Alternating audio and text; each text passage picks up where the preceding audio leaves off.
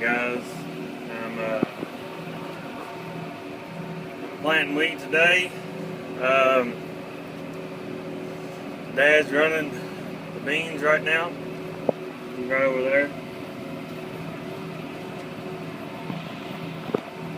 Sorry about that.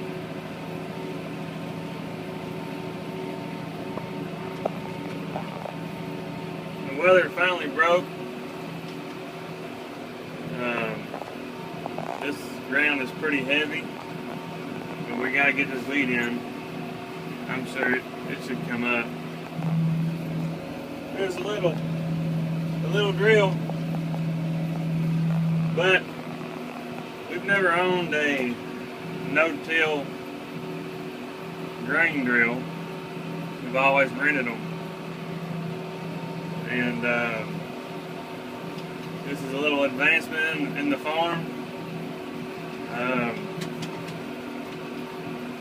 We always disc and we always drill conventional.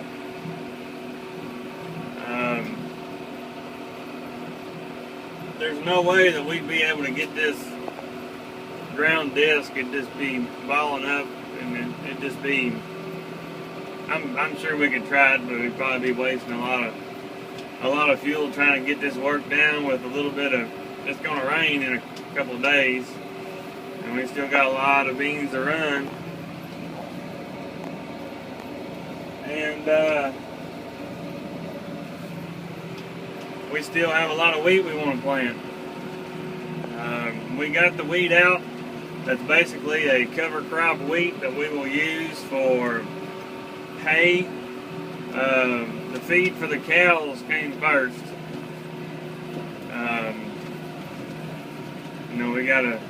We gotta have the feed for the cows.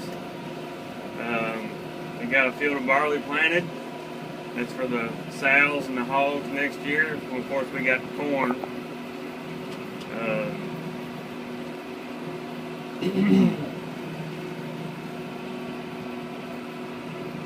I took a little trip to Chicago with my wife. We ran a little race. It's an 8-mile race. I wasn't planning on doing it, but it was soggy, wet, and nasty. Couldn't do any planting and couldn't run any beans, so it was just a weekend trip, and I went up there and I really enjoyed it. The race we ran was in Wheaton, Illinois,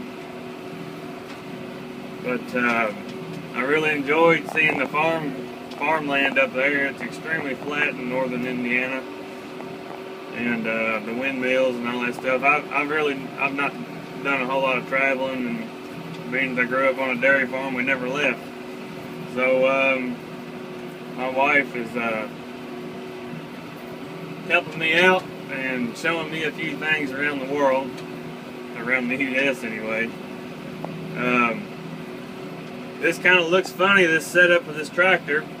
It's a big 6-wheel tractor pulling a little bitty drill. But I tell you what, on this hillside and spots where it's kind of soggy, this really helps. I got good traction. I'm not tearing the field up by spinning, so it helps a lot. We're planting 145 pounds to the acre.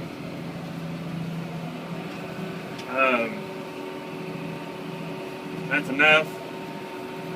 What we should have done was take 100 seeds of wheat and put it in a wet paper towel and see what our germination rate was, and then we could have adjusted, because so many seeds aren't going to germinate, and you can just bump your population a little bit, or your pounds per acre, and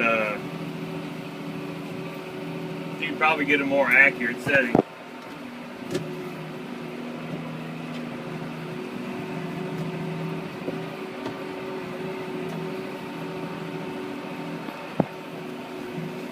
We're going to run this field of beans, and we're going to start running the beans that are furthest away are probably the most ready, but beans how we had strong, we got to haul it back to this place, to put in the hoop barn, we're going to run the closest farm.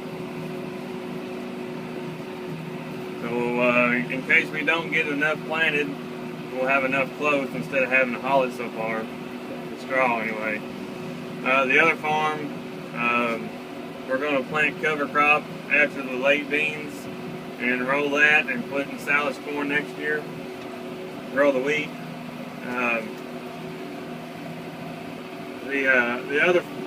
There's another field there that's in beans, and we're going to try to get it planted.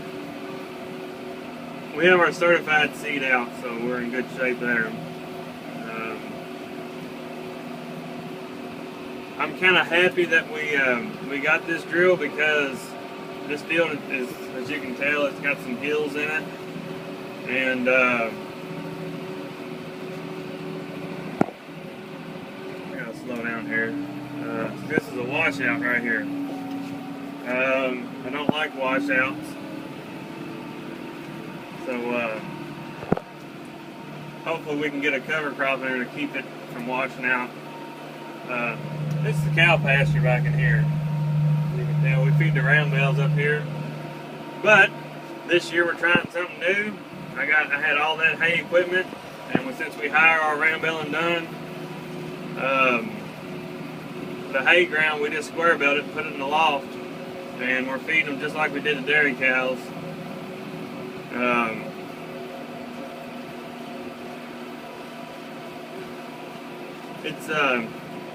It kind of seems kind of silly to feed your beef cows, I know, but this is basically a dairy setup. It was set up for dairies, and it's not set up for beef cattle, so we're feeding our beef cows just like we do dairy cows. You probably make about the same money and do half the work. I haven't put a pencil to it, so I don't know for sure. And the milk price is ever changing, just like the cattle price is, but it's probably not near as volatile as the hog market. We're going to sell a load of hogs Saturday. Then we're going to, sometime this winter, we're going to process our own hogs. I'll probably try to get some video of it, but we'll see. I don't know. I'm probably going to have a two-part video to this field, because I installed LED lights on this tractor on the front of it. I'm going to get another for the back. Here's the switch. I haven't found a good spot for it yet, but I'm kind of going to give you and try to show you what they look like. I haven't seen them yet, so it'll be new to me too. Sowed a load of straw yesterday. As always, I had to grind feed today. Now I gotta get a load of slop and take a silage cart to the Holstein. I want to do a video on those and show you all the growth progress. That now that they've been on slop a while and they're really growing, they're really putting the fat on. So another thing with this drill, you can't. If the chain jumps off, you really can't tell. So there's a zip tie on the shaft back there that spins. There's like little gears that I forgot the name of it, but it's how it's fed into the tubes. There's a zip tie on the shaft, and I can just look back at the zip tie and see if it's turning, so I can keep an eye on everything. I got the mirror pointed right back at the zip tie right now, so I can. It's a yellow zip tie, so I can see it. But anyway, I'll probably have a video later on. Thanks for watching.